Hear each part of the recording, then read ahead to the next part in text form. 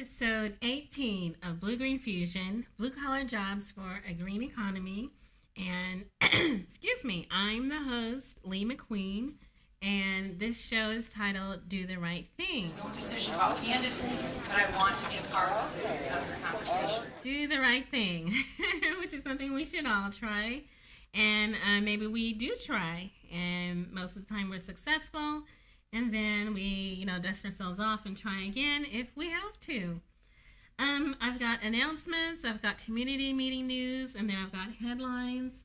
And the first announcement consists of 4 things. Today is Saturday in the city of Des Moines, and wonderfully enough, there's a lot going on in terms of Blue.Green.Fusion type of events. The Healthy Living Expo is today at Hy-Vee Hall. Iowa Bicycle Association Summit is also at Hy-Vee Hall. And then I'll Make Me a World at the Polk County Convention Complex. And then the Iowa Fruit and Vegetable Growers Association Annual Conference and Trade Show is at the Holiday Inn at the airport. I don't feel any pressure at all to make a decision about that anytime. Lots of people doing the right thing, it sounds like to me, here in Des Moines. Beyond today, there are also some additional announcements. The Iowa Rivers Revival Legislative Reception is going to be Tuesday, February 1st from 5 to 7 p.m. They're going to be talking about natural resource management, clean water, focusing on rivers and things like that. That's at the Noodle Zoo Cafe. That's at East 6th and Locust. You can visit www.iowarivers.org for more information on that. The Greater Des Moines Partnership is doing a new program. It's called Lunch and Learn. That's going to be Wednesdays. It's a series that starts next week. It's going to be at the Partnership Building, 700 Locust. That's 11:30 a.m. to 1 o'clock p.m. You can contact Leslie Burks at 515-707-2787 or email Leslie at icosc.com to register. Why should you contact them? Interestingly enough, this Lunch and Learn is going to be concerning a sustainable economic development in the downtown area. They're going to be working on focusing their economic development actually in the downtown area and making sure that they acknowledge the issue with the sprawl and the lack of occupation of a lot of the buildings here. So if you're interested in issues like that, that's definitely a program you don't want to miss. And you can also visit www.icosc.com for more information. Because right now the main focus is on what do we need to do. Hey, how are you? The Iowa Environmental Council is having their day of lobbying. That's going to be Thursday, February 3rd from 9 a.m. to 3 o'clock p.m. That's the Iowa State Capitol, East 9th, between Locust and Grand. Or just look for the building with the gold dome. And then you're there. You can go visit www.iaenvironment.org or email Lynn Laws at iaenvironment.org. Or you can call Lynn at 515-244-1194, and that's extension 210. Southridge Mall is having an indoor farmers market. They've had the outdoor farmers market. They're having now an indoor farmers market. That's starting Saturday, February 5th, and it's going to be the first Saturday of the month, and that's going to run from 10 a.m. to 3 p.m., and they're currently signing up additional vendors. I think they've got 8 or 9 so far, and they want to grow that. And so if you're a vendor, 12 months. It was a big night. Narrative that we need to make on during this time. And that's the policies that Ross County has put into place. and you're interested, you can definitely contact them.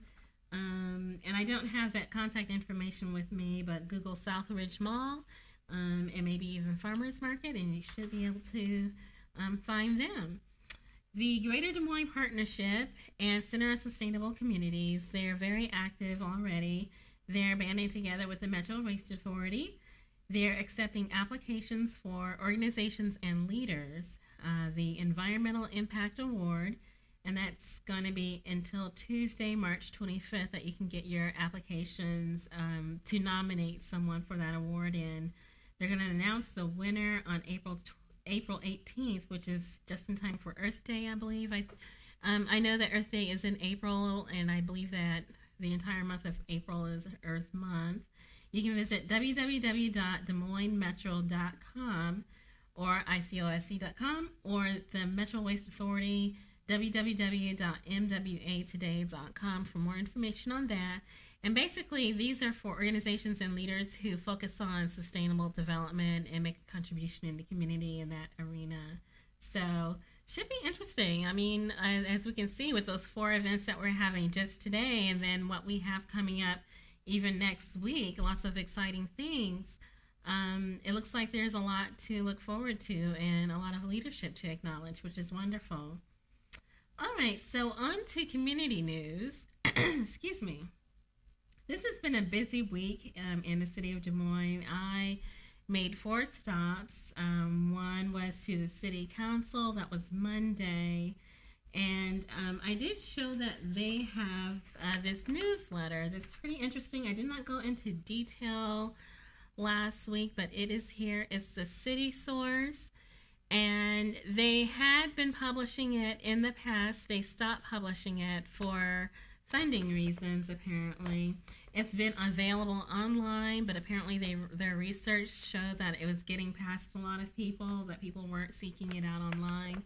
So they went back to the paper copy, and they're actually seeking sponsors for the paper copy.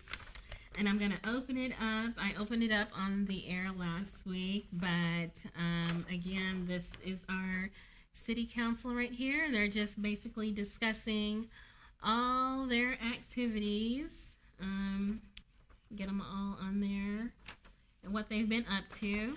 And I am going to read a couple of snippets. Let's see, we've got Frank County, who's our mayor. He says that he joined the colleagues at Polk County, the Greater Des Moines Partnership, the Greater Des Moines Community Foundation, Center on Sustainable Communities, Metropolitan Planning Organization, and several suburban communities in applying for a $2 million grant to produce a regional plan for sustainable development spanning 3 years and planning for the next generation of growth. They're seeking citizen input. And until then, further information about the grant and their application can be found at www.dmapo.org/sustainability. They're also talking about a $30,000 grant from the Iowa Office of Energy Independence to conduct sustainability training for businesses using the firm Natural Capitalism. The participants in that are Principal Financial Group, Metro Waste Authority, the Energy Group, Hy-Vee, Des Moines Water Works, and Ruan Transportation.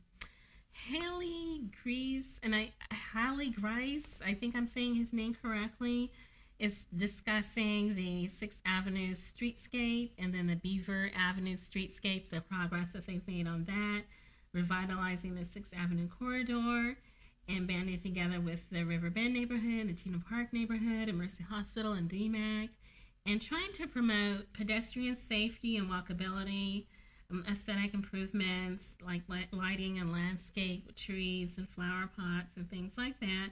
And in the Beaver neighborhood, they're trying to address traffic concerns and parking and beautifying the neighborhood and pedestrian safety.